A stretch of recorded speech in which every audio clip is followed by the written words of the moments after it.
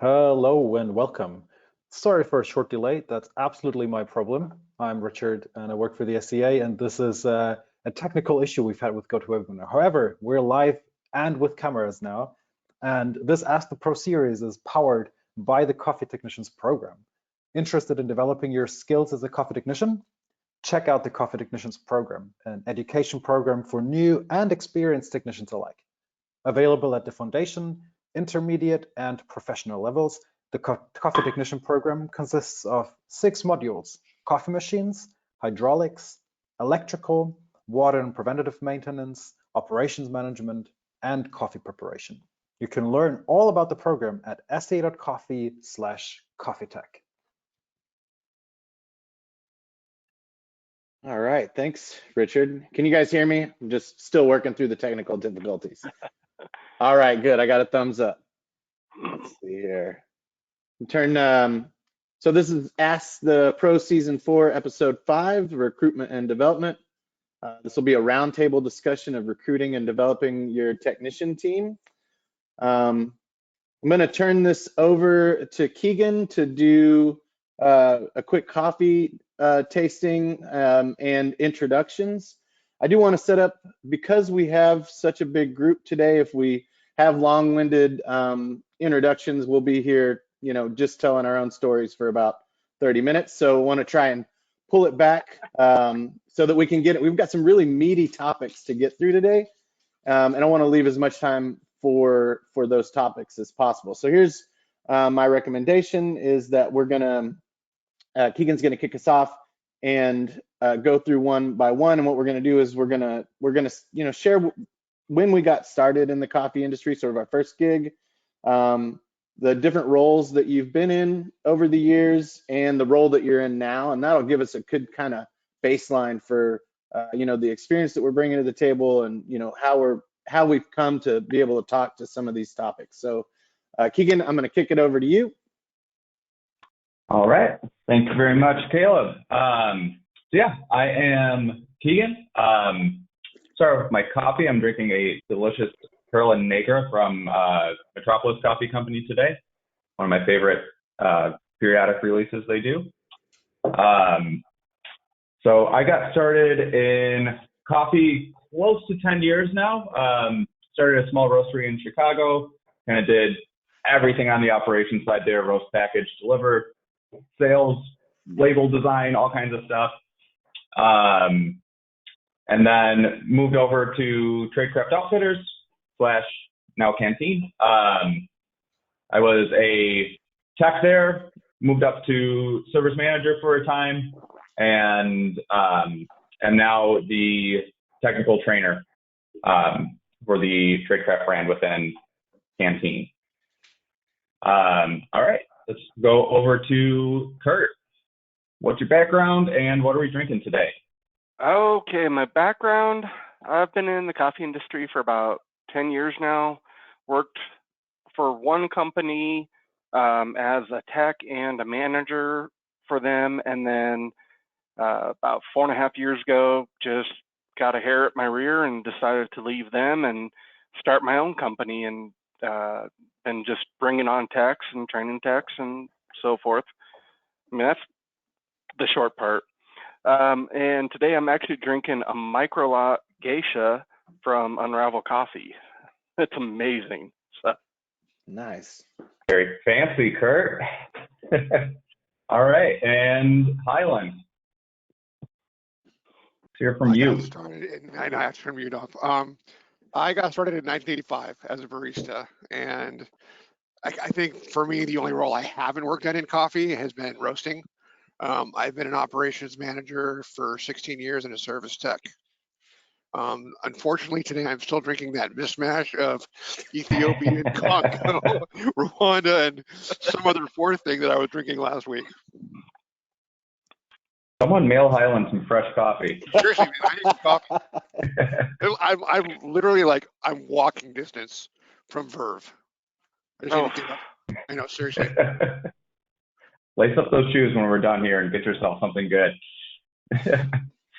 All right, Mark Roby, how do you get to us today and what are you drinking?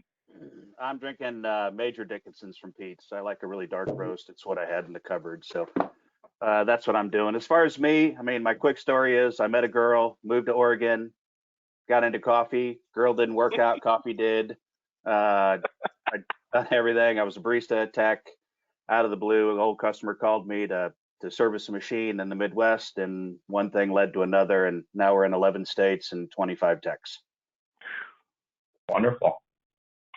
All right, and Panos, let's hear from Hello, you. everyone. Hello, everyone from Greece. I'm in the industry the last 8 years.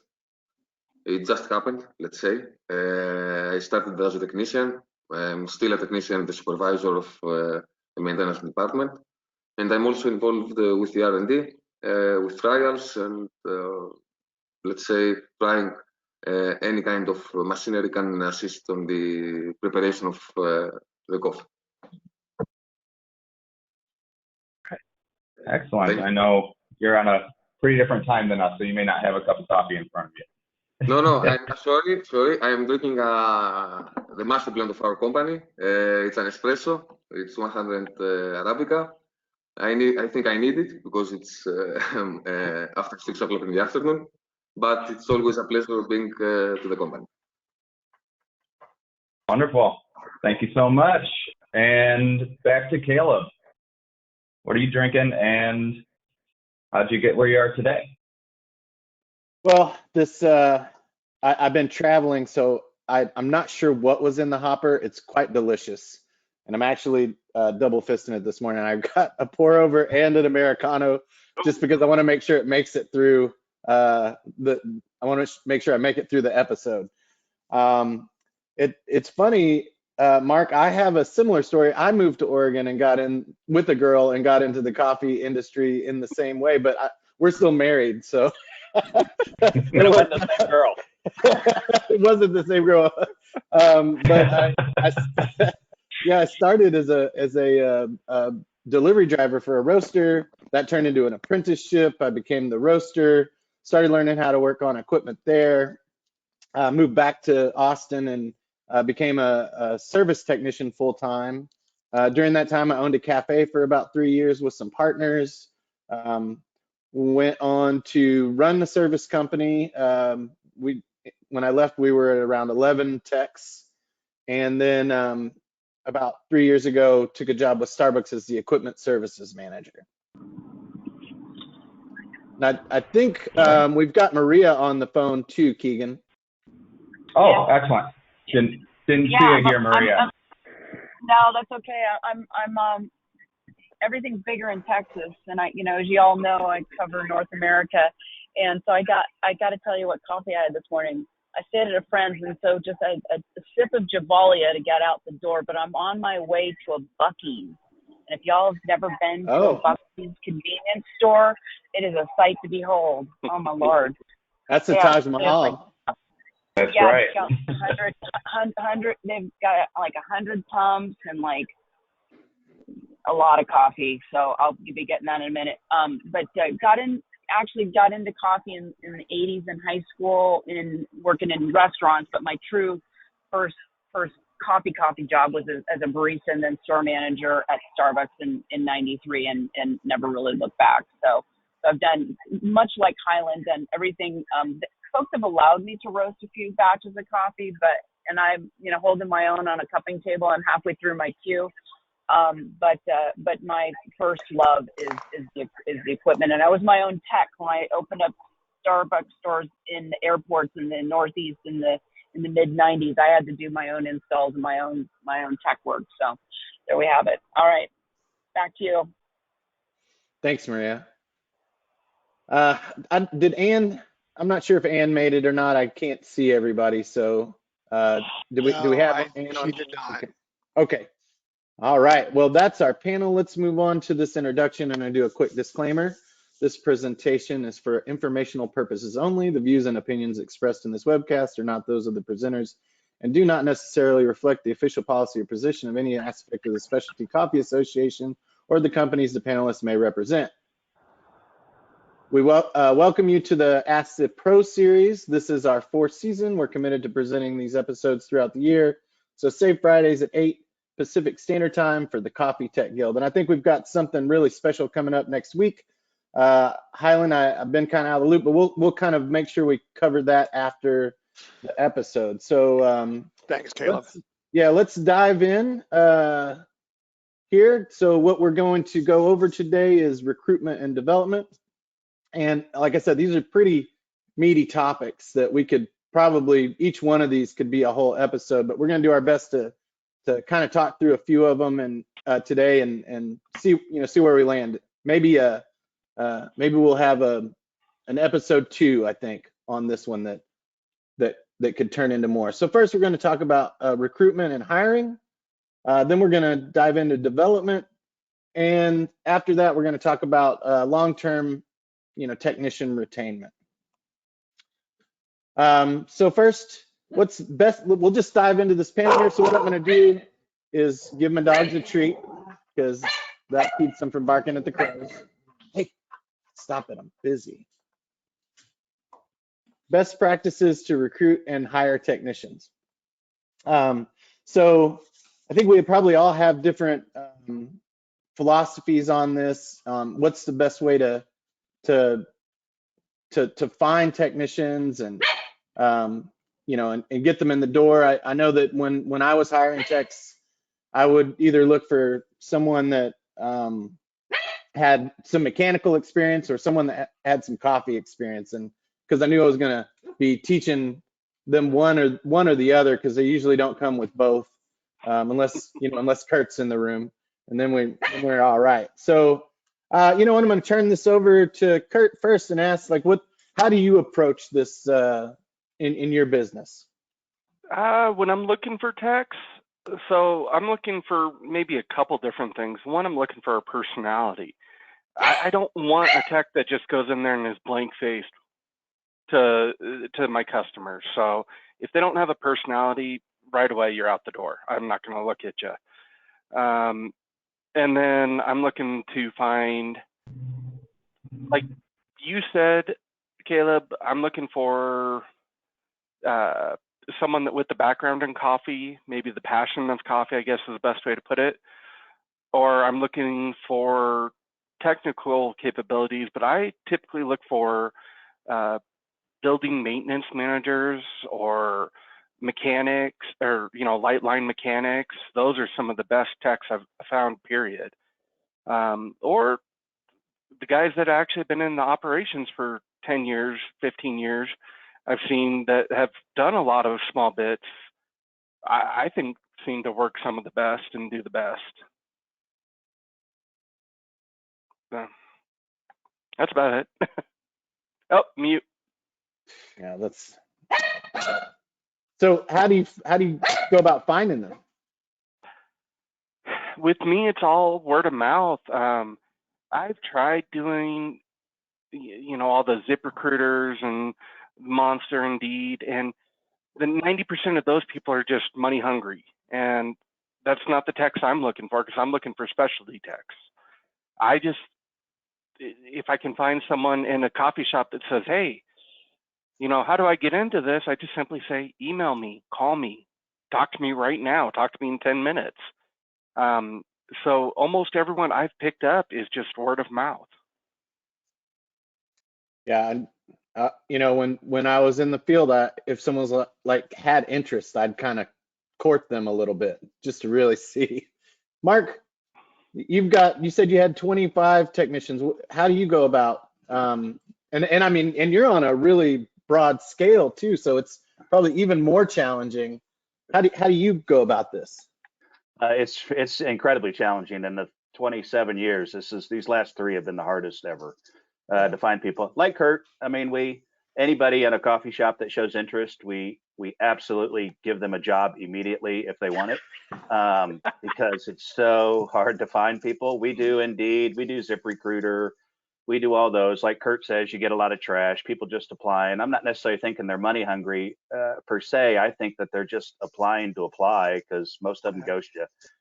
Out of 100, maybe 2 will contact you, and then they'll just lose interest in you. It's the hardest thing ever right now, is to find good help. We advertise word of mouth all the time. I mean, every shop. It's a fine line though, because we did get accused of trying to steal somebody from a shop, which wasn't our intention. They came to us. So it's it can be a slippery slope sometimes because you don't want to burn that customer. Thankfully, 90% are corporate customers. So what are they going to do? If we take somebody on there, and it only benefits them in the end. But as far as hiring, I mean, I'm more of like a participant on this panel now because I want to hear what everybody else is doing, because we really struggle with recruiting, really struggle. Yeah, I've heard that for the last 3 years from everybody, right? I mean, that's just kind of across the board, and I don't think it's limited to our industry. It was already a struggle to find technicians in the first place, and then now it's just hard to find folks to fill roles in general. It seems like. Maria, it sounds like you've got something. I do got a question for y'all. Have y'all tried referral bonuses?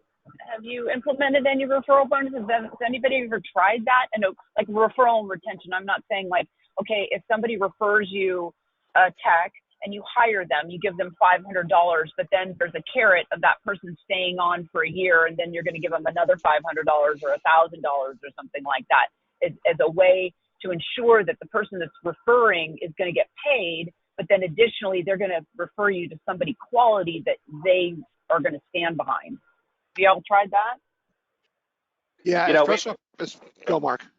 Yeah, we've tried that. I mean, I'm not going to pay anybody $1,000 for a referral on there. That's a lot of dough on there. Yeah, we tried that, but again, I mean, it's really just the selection of people is very limited, and so there's really no. I mean, if we can't find them, I mean, there's really no referrals coming our way either. We've tried it in the past, and it hasn't helped or hurt at all, so we dropped it. Espresso Partners does a $500 after a year, after 6 months. And you'd think with 50 employees, we'd have referrals hand over foot, like we'd be getting them, and we don't. And that's historical. That's not just this last 3 years. I mean, I think of my team of 20, we've had 3 tech referrals in the last 5 years. And again, we promote the crap out of it, and $500 is a lot of money, is a good amount of money. Yeah, and I mean, in my experience, if you have a good crew and you have a good place to work, those referrals are going to come if they're there, regardless if there's a monetary benefit, right? If I'm working somewhere and I love it and I have a friend who's interested, or, someone, an acquaintance, whoever it is, I'm going to tell them to apply no matter what. If I get $500, great. But, the benefit is there for me regardless, because now I'm working with someone who I know and trust, and maybe garner a little good favor with that person and with my employer by referring someone good, $500 or not, or $1,000 or whatever it is, right?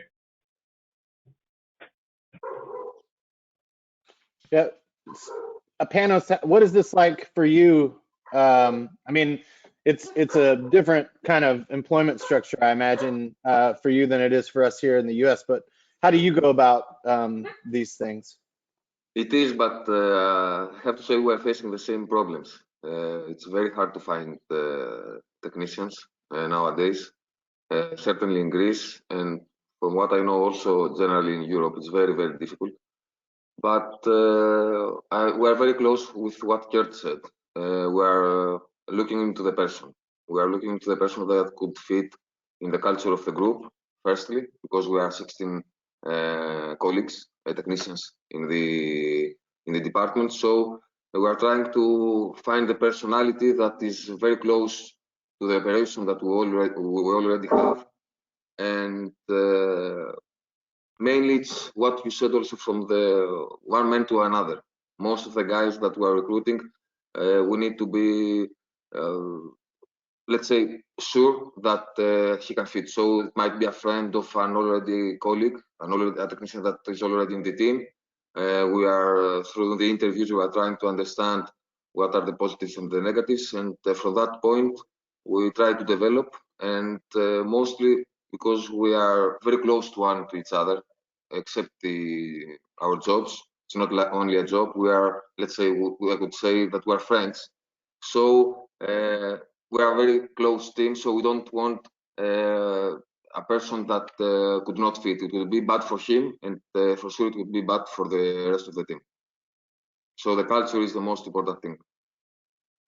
Yeah, I hear you. That was really important in my last job when I was a hiring manager, because we had a very specific culture, and the you needed to fit in, otherwise it's likely you weren't going to be happy. But how do you go in Greece? How do you find people? Is it also just word of mouth and like? It's a word of mouth, but also we are looking at the background. There are a lot of people that might be interested. So it's a combination of the culture I told you, the word of mouth, the culture, but also the background that mainly is electronical and electrical engineering. Most of the people, of the technicians, are very close to that. They have an experience.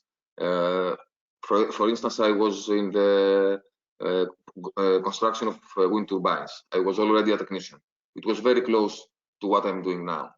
So the guys that we are looking for are electricians, electronic engineers, and the word of mouth is the most important thing, as you said. Great. So everybody, you heard it here. If you've ever desired to be a technician, I think we've got at least 5 companies that are ready to hire you. So, come on out. We're happy to. Maybe we need to do a whole hiring fair, Highland. That just technician, like a virtual one. That would be fun. Just to speak to that, Caleb, the one thing that the one thing I've had really good luck with is when I've done gearhead events or done those events, that's a hiring fair, because you see the people that are interested, and I've gotten several good techs off of those events when we do gearhead events or guild events for baristas. And I mean, one thing that I've had tremendous luck with is keep your finger on the pulse of the coffee community, not just go into shops and ask what's going on. Go to barista jams, go where the baristas hang out, because that's some of the best luck I've had picking people up. Because if there's somebody's in a barista, they've been a barista for more than a year, they're going to want to stay in our industry. And they're at the same place some of us were early on. Where do we go next? It's like, and that's where we can come in and say, I know exactly where you can go next. Here's what it means. I mean, the other place that I've had really good luck with recruiting is local city colleges on their job boards, and VA, Veterans Administration job board. That's cool. Hey, Island, I like that as well. And I know that there are actually 2 high schools, there's one in New Jersey and one in St. Louis, that are doing vocational training for high school students.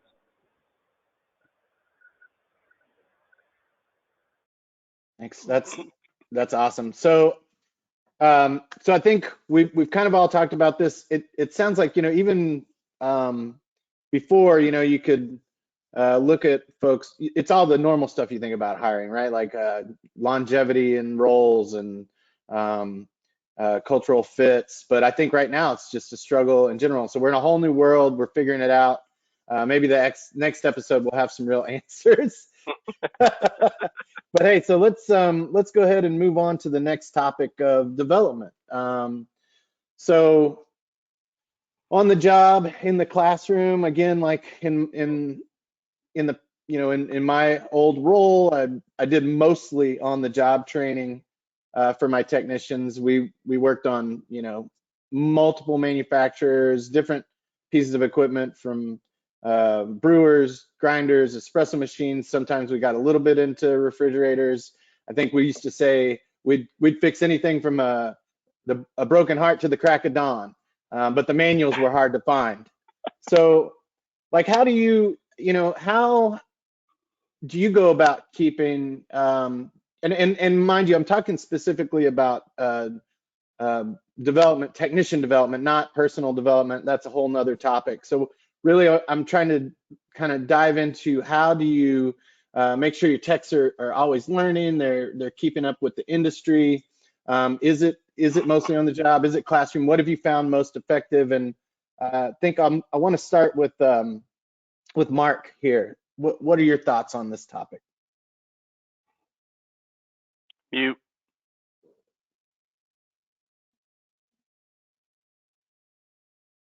Hey, sorry, run that by me one more time, Caleb, your question.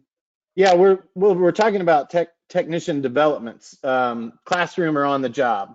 What's I what have you found effective to keep techs learning, getting better, getting more experienced, and yeah, go ahead. I gotcha. We mostly do. I mean, it's mostly on the job. I mean, we manufacturer classes, of course, they haven't existed for the last 24 months. For the most part, they're just now coming back online. But we do I mean, it's 6 months in the field with somebody. I think before you really feel comfortable, and we kind of have it staged. The first couple of weeks they just watch and see how we do things. Because like Kurt said, I mean, a lot of it is half the job's customer service. How do you interact with customers? That's more important.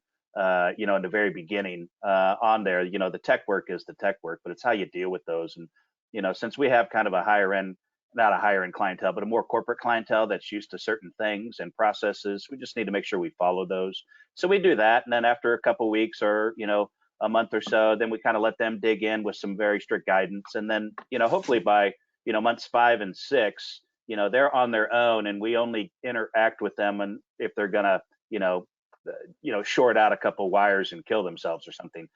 So at that point, it makes them feel comfortable. And then, anytime any manufacturer class is available, we are considering even though they have some experience, the CTG classes on there, because I think that might just be a benefit for their comfort zone. But that's typically been our process. It's about a 6-month process. Yeah, I had this we had a pit of old equipment at my last job. And so some of that stuff needed to be recycled. And what I would do is send new techs into the pit and say, take it all apart, separate it into all the different, metals. And that gave them a chance to turn wrenches and, and break stuff and be okay. Because it was all going to recycling anyway. So that was sort of a first level. But, I was lucky to have all that old equipment to break down. Kurt, how do you go after it? I do it in 2 different versions. So one I'm looking at, is it going to be a field tech or is it going to be a warehouse shop tech for me? So field techs, like Mark was saying, typically 6 months are with me or with one of my other master techs, just riding them around, just all OTJ on the job, hands on, hands off, just talking with customers. And then we do a lot of discussion. Like I don't like just sitting in the car and talking or about the weather or games or cars or whatever. I'm like, no, we got to keep this. You're on the clock. You're on my dime. We got to keep talking about electrical. We got to keep talking about coffee. We got to keep talking about whatever. Everything. I make sure during our business hours, if we're talking, it's about the job. And so we do that. And then I also like to keep it where you're kind of machine specific at first. So, and I shouldn't say machine specific as in like manufacturers. I mean like grinders or brewers or traditionals or super automatics. I kind of try and keep you on one so you get a comfort level on one type of machine before you actually step up to the next type of machine. And then just let you grow from there is typically what I do. Yeah, you can jump into a brewer a lot easier than a super automatic espresso machine, right? So why are everybody afraid of the brewers? Answer me that. I don't know. Mark laughed, he knows. Well, brewer techs are afraid of espresso machines. Espresso machines techs are afraid of brewers. Is that what you're saying? I don't know if I'd go that far. Everyone seems to be afraid of brewers. I've been 2 companies now. Okay. I don't get it. I didn't. You know what? I think that there are some that'll perceive that they're not going to make enough money fixing them. They make the same money though. Make the same money. I know. I have a bunch of techs. I I have a bunch of techs that are experts at really complicated super automatics, but are scared shitless of working with traditional machines, which completely baffles me. That's the actual norm I've found. Yeah. I've not seen any of this. In my experience, everyone's super happy with brewers, and you throw a super auto or even a traditional machine in front of them and they just freeze up. But like bean to cup machines, not an issue. That's funny. Well, Keegan, so you have a unique experience and set of skills because you're training technicians remotely across the country, and you've developed some like training around that. So as where like Mark and Kurt are really right there with their technicians, kind of training them on the job. And yeah, of course, we all go to the manufacturer training when we can and can afford it. It's that one, specific piece of equipment while we work on many types of equipment in the day. How have you found, how have you been effective in that sort of virtual world doing these training classes, and what do you think has stuck the best out of that space? Yeah, I mean, it's always a challenge, particularly if you're not there. Luckily, I'm back on the road a bit now and can be there in front of my trainees. But if you're not there in the room, just keeping people focused even is difficult. You got people coming in and out of the room, phone calls going off and all of that. But I think whether it's virtual or in person, the full-time training are generally experienced techs, but not experienced with the more specialty side of equipment. So I always like to start with, it's kind of relating it back to stuff they know. If you know brewers, if you know bean to cup machines, it's not that different from a traditional espresso or a super automatic espresso machine. So just kind of getting that baseline of comfort level is definitely the way to start, I think. And then really just kind of breaking it down, starting with the least complex and moving up to the most. So, I mean, always we're starting with installation. If you can make your water connection, your power connection, your drain, talk through the outside of the machine, and then just kind of step it up from there. We'll go from installation to preventative maintenance, something that's predictable and repeatable, and then build on that to troubleshooting, reactive service, all of that kind of stuff. And I find that flow builds along with the comfort level. Virtual, you're always going to miss a little bit that you would have captured in person. But I think with enough time and, the right setup, having multiple cameras is great. Got one on your face, one inside the machine. I think those things definitely all help to get you close to something that you could do in person. I want to step you back a little bit there. I heard something Sure. that kind of resonated with me. When you're thinking about training about, this one specific piece of equipment, it's really important to know how the user interacts with it, right? So, that's part of the story and can be a lot of your diagnosis. So, this is the machine, this is how a user interacts with it, this is all the features that they're going to do, and then move into like the technical aspect of it, do an installation, tech menu, diagnostics, etc. Right? So I think that you kind of that kind of resonated with me. It's really important to not to miss how the user experience, what the user experience looks like. Absolutely. Panos, what do you think? How many have you been training technicians? How do you approach development? Development. It's a very hard part because firstly, as I said before, we look at the person because everyone has the hard and the soft skills. So we try the hard skills, the mechanical, the electrical, to improve it through trainings, which normally give a little push, mainly internally. I have seen that when we have once a 3 months, once a 6 month daily training, this push, let's say from the daily operation on the store, on the maintenance, gives a little bit of push to the technicians. They stop thinking how to repair the machine. They are more into, that's that's something new. That's something important. A reverse osmosis or a brewer, like Kurt said. So this gives them a little of a push. About the development, we are working on the hard skills. What is missing from individually from each technician. So we try to make small trainings.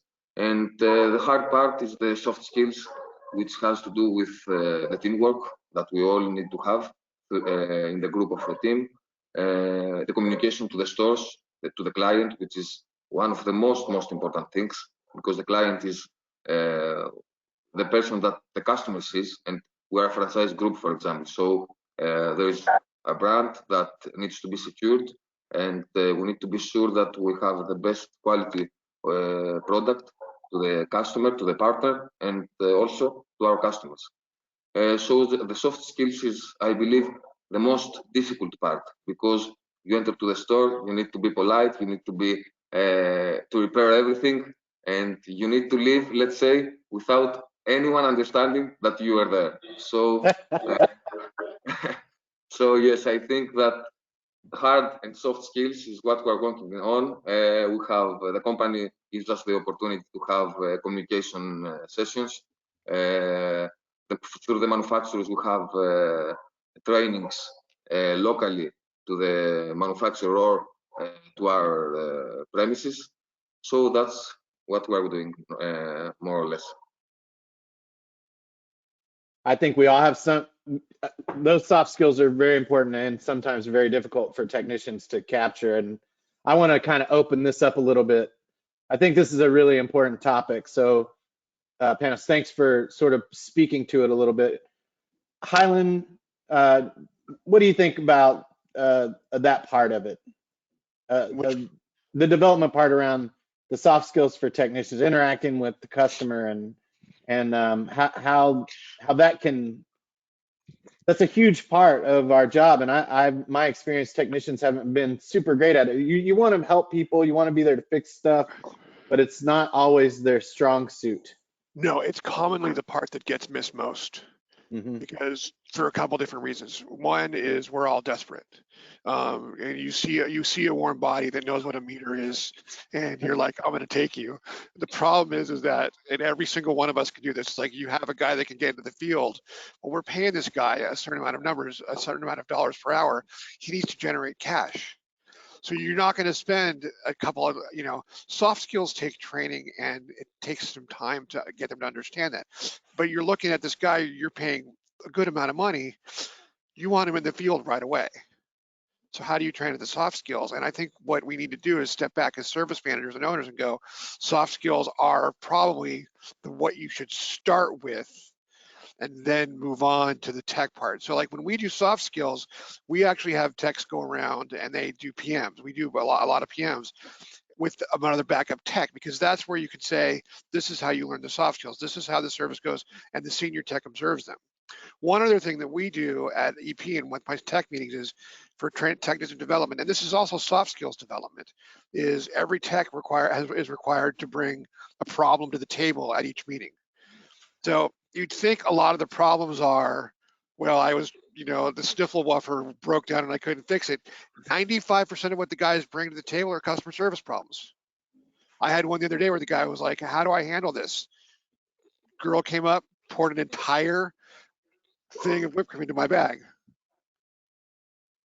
I mean, this is what we deal with. It's like, I had a tech about a year ago. She was working on a machine, and this is where the soft skills come in. This is where the weekly meetings with your techs are really helpful, is sit down and just, what is the biggest issue you've had this week? And I ask my techs that, and most of the time it's soft skills training. It's like, what do you do? And I had one tech, what do you do when a barista pours coffee on your arm?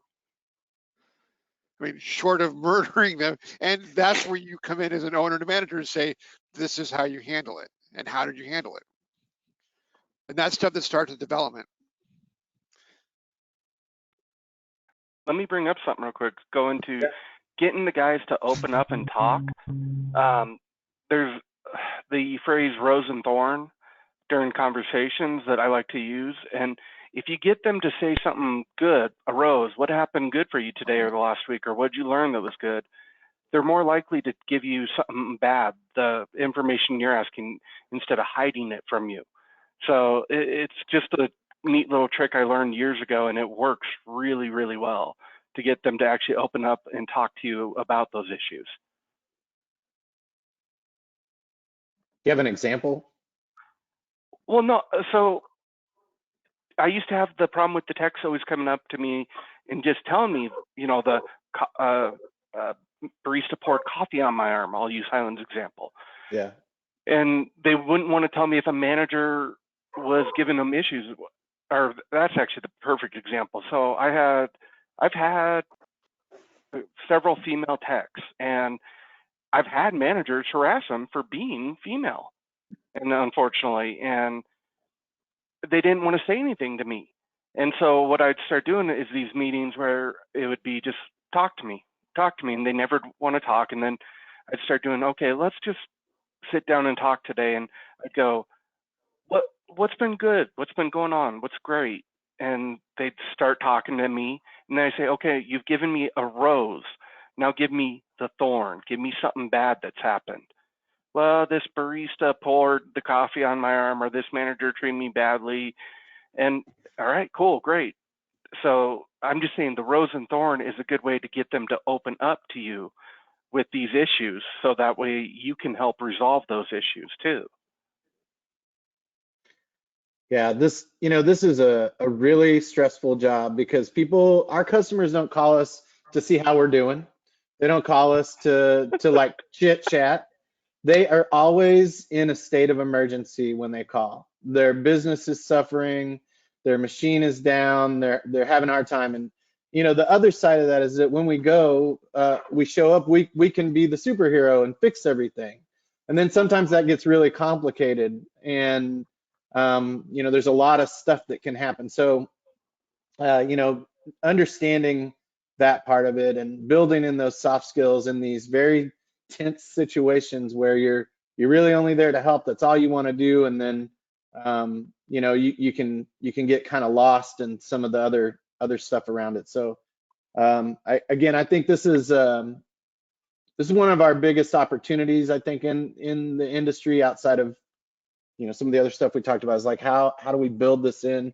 How do we talk about it in this fast-paced environment, and make it hard? Yeah. Well, how do you? The other thing is, there's between the six of us, there's no standards. No.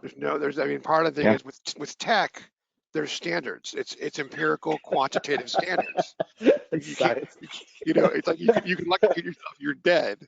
But with soft skills, there's no like, well, if someone pours coffee on your arm, pull your meter out. There's no tech support for soft skills, and that's one of the things that as an industry we have to think. And who would be really good at commenting on this would be Maria, because as an industry, that's what we have to develop. Is when they're in the field, they're salespeople for us. Yeah, I think that, wow, I can't believe I'm hearing that your team members are harassed in the field. I think it's teaching those soft skills of when they're being disrespected, how to politely let the customer know that kind of language or being treated in that manner is not okay.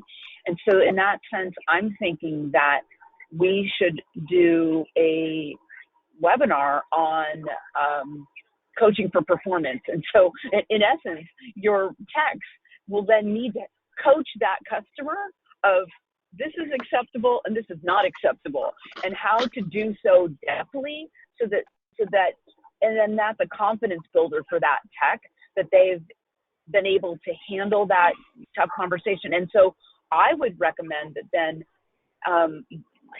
as employers, you're doing role playing. So often when I was going to take somebody from a brief and then train them to be a supervisor, that is a big transition. Is like they're going from working with their peers to then needing to lead and direct and coach and call out when things aren't going well. And so so that is, and you have to do it through role playing. If you've never had those tough conversations with somebody, to approach it, there's skills to of how you approach it, and it just becomes less scary the more and more you're able to do it. Yeah, this is a subject we could really go deep into, because I think we're all going to have a little differing opinions on us. Some of us may say, empower the tech to go after whatever, or like me, I say, don't.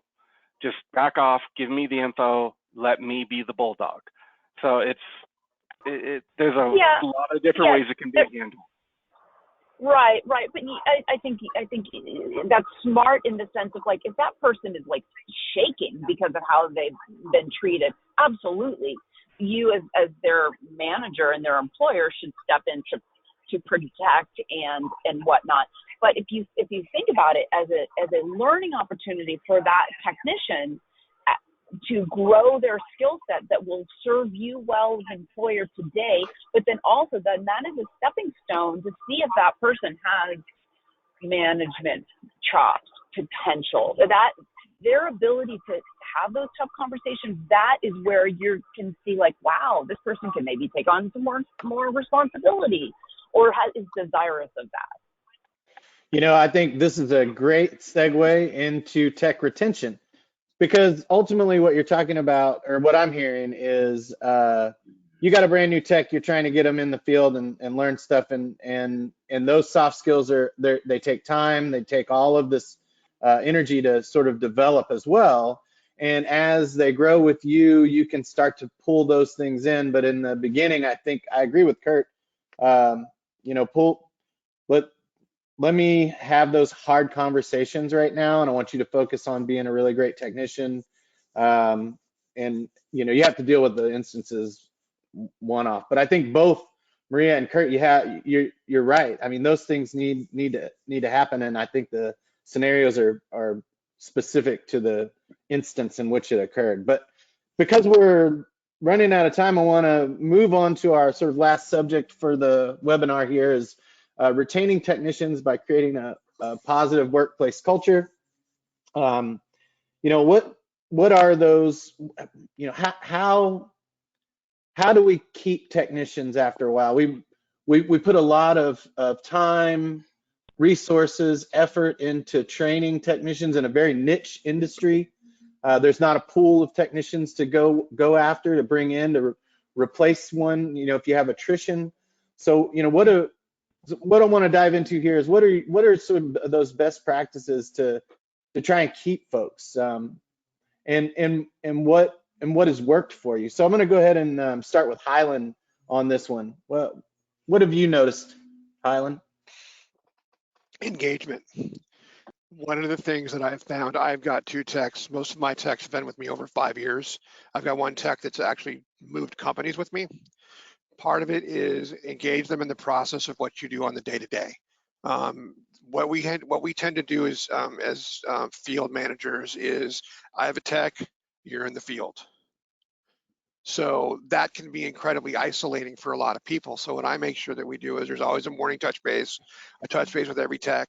We have tech meetings, and we go through as much tech. I mean, we talk about tech, and every now and then I just take them out to breakfast, and we have a stitch and bitch session where you can talk about your frustrations, talk about what you feel is great. And it's safe. They're allowed to say what they want about me within limits. And sometimes it's hard as a manager. Well, like I like the first time I did it, it was really humbling, because it was like, you guys are safe. I'm not going to judge you. If you cuss at me, I'll fire you. No, I'm just kidding. I was like, but just say this, like, it's like, we need to keep going and moving forward. And it's funny, the techs that were part of that meeting still work with me. So it's keeping your techs engaged, because as managers, we're faced with the balance of, I'm paying you, I need to earn money, but I'm paying you, I've developed you, I've invested $25,000. I mean, I've calculated this number several different ways. You're going to put $25,000, $30,000 into this technician before he's going to start earning money. So you want him to stay. So you've got to figure out how to make him stay for more than 2 or 3 years. And, a lot of it's about salary, and a lot of it's about, Panos brought this up, about creating a culture where it's like, what you say matters. You have a say yourself. My tech brings to me, I have this issue with Bun. or I have this issue with sorry about me mentioning magic, I have this issue with the manufacturer. I write that down and I do what I can to let the tech know that I said something to that manufacturer for him and brought it up. Or I say it's useless, and I'm not disrespectful about it, but I'm like, I'll note it down, but I don't want, there's nothing I can do about it. Or like when at a tech meetings, if one tech says, well, I'm working on these fill probes for this one machine, and then one tech says, oh, I see it too, then I'll say, I will contact this person and I'll find out what I can find out. And a lot of times it results in, oh yeah, we've heard about that problem. Here's what you do. And it's like, for us, it's showing that we're paying attention to them and we're giving them more tools to succeed. I have a question for y'all, and Mark, you might speak to this. How about developing skill sets and then incenting your team, you know, across all these different states to become an expert on a new piece of equipment? Do you do any train the trainer amongst your tech team? How does that work? We would love to have a train the trainer. We don't have enough techs to run the jobs that we have now. I mean, that's kind of our reality on there. We do have some that specialize. Like we have one tech who just naturally fell into nitro machines, just came very natural to her. And so she kind of takes the lead on that. And, you know, she does some of our troubleshooting with other techs. We by natural selection, that seems to happen. You know, one works on a machine more than others, and he ends up forming a bond with, you know, somebody specific at tech support, and he gets some inside scoop. And so, you know, maybe our first line of defense at a machine that, you know, say nobody's seen, or, you know, maybe from a manufacturer that Highland just mentioned, you know, that we need a lot of help with, you know, that person may, you know, we'll go to our internal tech first, you know, because they've seen the problems before and it's a little bit easier for them to speak, you know, a little more carefree with them. Than it is with tech support, because tech support, you're really gonna, you know, not their fault. They're gonna, you know, did you unplug and plug it back in?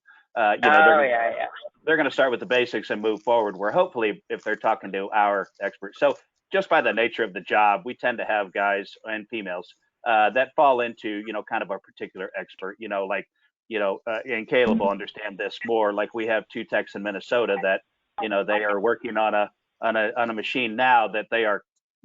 After 45 hours of troubleshooting, they're completely experts on this machine now. And so whenever we have an issue with this in the future, they'll be our go-to people first, you know, before we reach out to there. So I think just by the nature of the job, we do that. We don't necessarily put it out there like that on there, but that's just kind of how it works.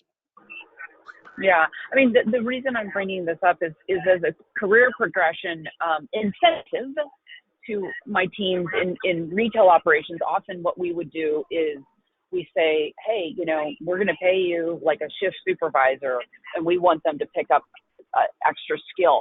We'd say, okay, when you pick up this extra skill and you are proficient in this and you can train others to do it, we will pay you $2 an hour more, because they've taken it upon themselves to sharpen their you know, tools, and so it's a commensurate give and take. That person is asking to bring on more responsibility, and so as an employer, then it's a give and take, right? They are choosing to spend their time with us, and so therefore it's that give and take. So Caleb, and you mentioned something about some interesting webinars and stuff you're doing on with your network. Can you tell us about that a little bit? Yeah, sure. So, you know, I took a page from the Coffee Technician Guild and created a whole Ask the Expert series internally at Starbucks, where we're helping our field partners sort of understand equipment a little bit better. And we have the luxury and ability to bring in manufacturers from that piece of equipment to talk to it, as well as, you know, all of the structure that lives within Starbucks to kind of point out who all your resources are that you can reach out to when you have a problem, and, you know, what all the known issues are with the specific piece of equipment, and then what's like sort of the best coaching and troubleshooting for that. But again, it's kind of a luxury because we only have, you know, we have very specific equipment, very clear standards, you know, at Starbucks, so it's a little bit easier to sort of broadcast a message across, you know, the fleet, if you will. Whereas I think where like Kurt and Mark and everybody here have many different pieces of equipment, many different manufacturers, and while that, if you find that in an area you've got a specific manufacturer that's saturated, you could probably focus on that and do a little bit more training around that particular manufacturer. But yeah, in order to kind of bring us back to this like retaining technician point, because we only got a couple minutes left here. I think culture is really the biggest, like, and you kind of have to address technicians individually because everybody has their own wants and needs, things that make them happy. It's not always money. It could just be the environment that they're in, the ability to open up and talk. Getting a free pound of coffee could be all they really need in life once a week. There's all kinds of different motivators for folks. I mean, I know that's why I got in the industry, right? I was spending way too much money on coffee, and I was hoping people would give it to me. But I think that's it's really important that we address that in our community, right? Like we get so caught up, we're putting out fires every day, and trying to build this structure in really gets hard because we're going from one reactive call to the next, one emergency, the next. It's not just the actual machine, it's the people involved with that, and outside of that, how do we get the parts from that manufacturer to this location or that tech? And I think we're always just I don't know the expression, the tail's wagging the dog a lot of times. So I don't think we have enough time to really dig in. Oh yeah, it's 1 minute till. So I guess we're going to wrap it up now. We do have the option of going over if you want to. Okay. Yeah. So then let's do one last roundtable on this. Anything that you want to, any ideas or anything that has come out of this episode? What were your highlights? What would you like to see next? And yeah, I think that's it. I'm kind of at a loss for words trying to figure out timing and everything else. So Kurt, last remarks. Oh, you got a dog barking or something? Phone's ringing. Somebody's yelling at you. Why isn't it fixed yet, Kurt? It's my grandfather clock going off. That I was like, I've always. So just over the whole thing about this webinar, the whole training and retention and everything. I'm just going to throw out one of my favorite quotes, and I always say to people, and it's from, of all people, Richard Branson. Train people well enough so they can leave, but treat them so they'll stay. So it's just give them as much info as possible out there. I mean, why hide info? Why only give that info to the trainer that trains? Make sure you disseminate that information down. And that's a big one that I see techs love, and that helps retain the techs. If you're giving them information, they feel on level with their trainer, their manager. They're not hiding. So that's the biggest one I just throw out there. Empower your techs. I love it. Keegan?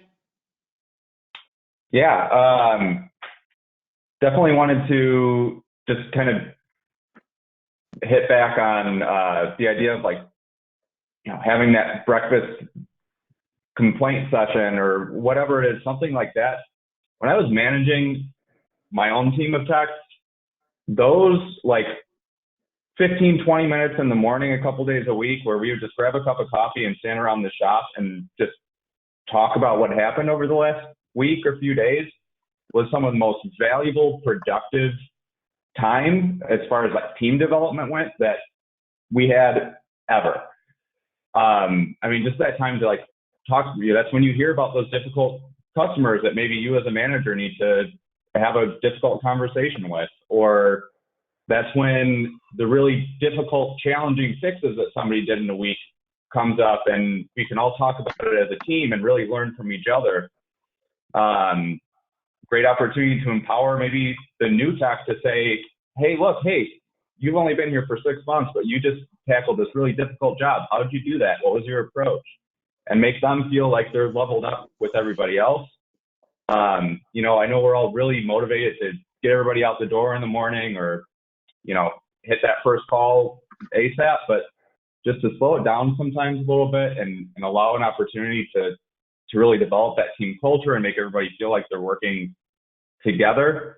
I think it's super important, and something that as an industry, certainly, you know, what I see across the country with the teams that I work with is kind of forgotten about or pushed aside in favor of just getting out the door in the morning. So if I can just encourage one thing, it's that. Just every once in a while, slow down, talk together as a team, and learn from each other.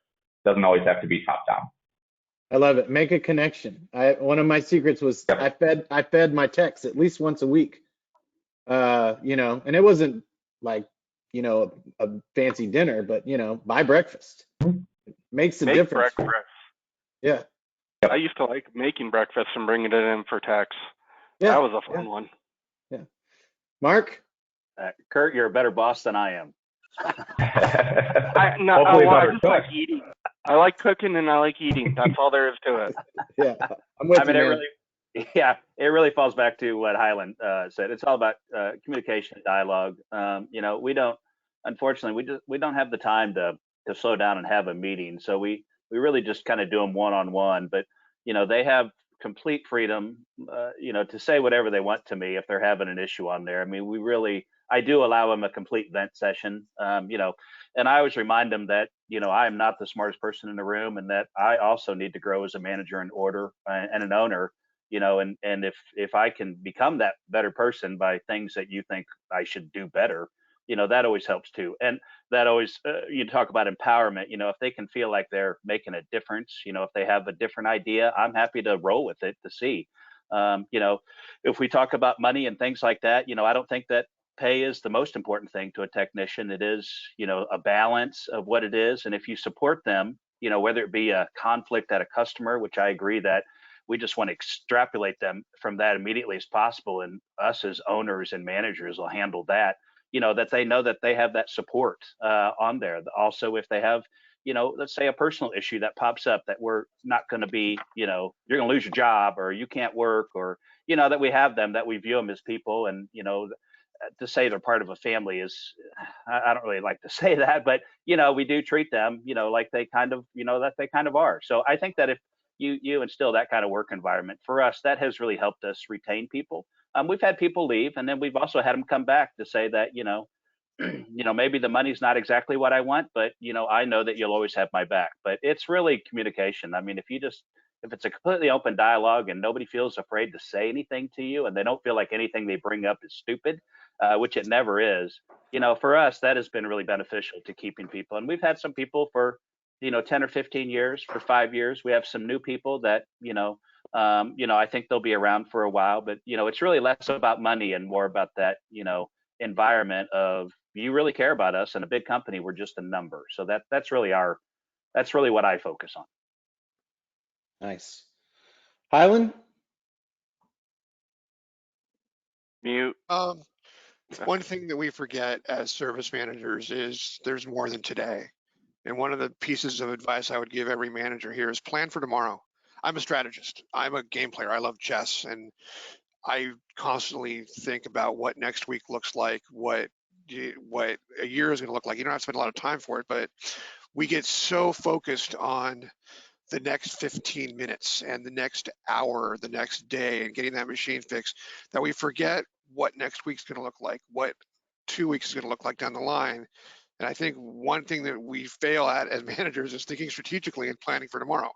What's going to happen tomorrow? It's like none of us planned for the supply chain issues with parts, and no one thought that.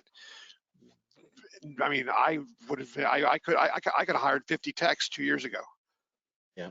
I couldn't have gotten the business for it, but now I could get the business for 50 techs. I can't hire 4 techs. So think about what your day-to-day looks like, but think about what your future looks like and spend some time on it. And it's not having a plan, but think about contingency. My dad always told my girlfriends that I didn't used to not tie my shoes without a backup plan, and have a backup plan for your techs. to have a backup plan for you as you're planning these days. Yeah. Highland Joseph, strategist. I love it. Thanks, Highland. Panos? I think we all agree that the communication is the most important thing. Being close to the people. I don't know. I've read somewhere someday. Maybe it's close with what Kurt said at the beginning. When you hire people, treat them well. When you fire people, treat them well. When someone is resigned, treat him well. So generally, treat well to people.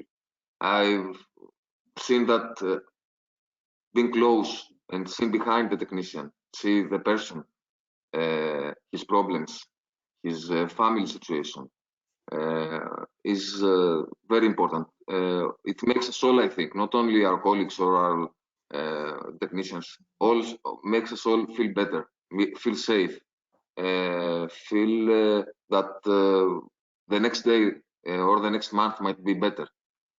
So the communication for me and for us is very, very important. Panos not just be the technician that will go to Caleb's store. He's Panos with his family, has some problems, and we support him.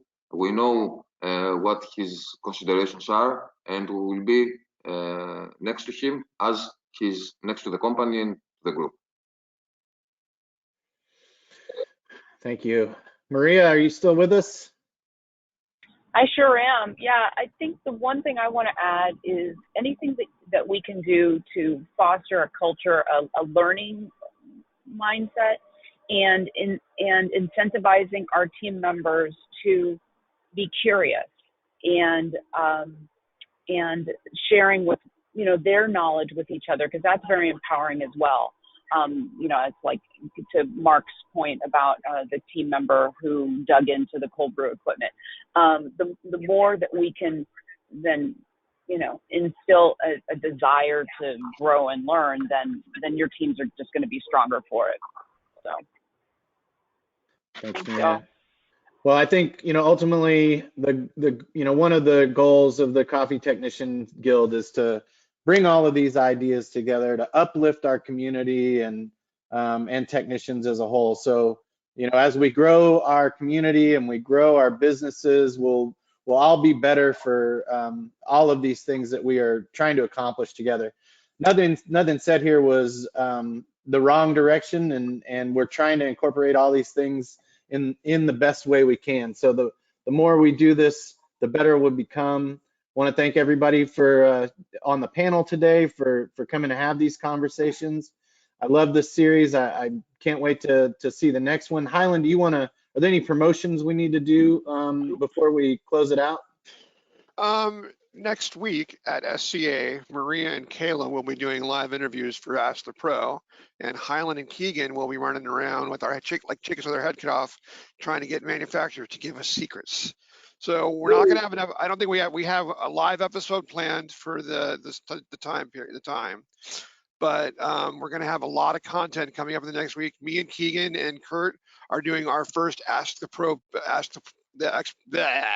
Expert bootleg today at 2 o'clock, which reminds me, Keegan, Kurt wants to be part of it on Steam issues. So we're going to record that and edit it and put it up in the next week or so. So we are working on a couple ideas for Ask the Pro.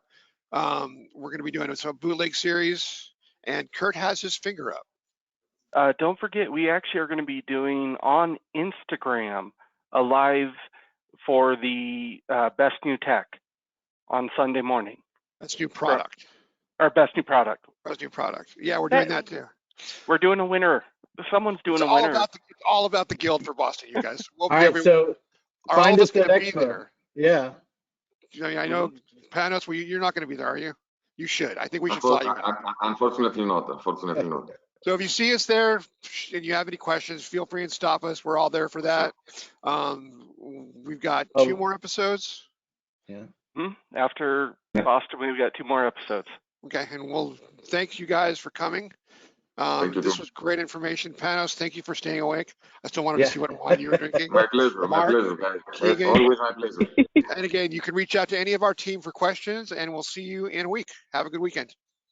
Bye, everyone. Thank you. Bye, everybody. Thanks, everyone.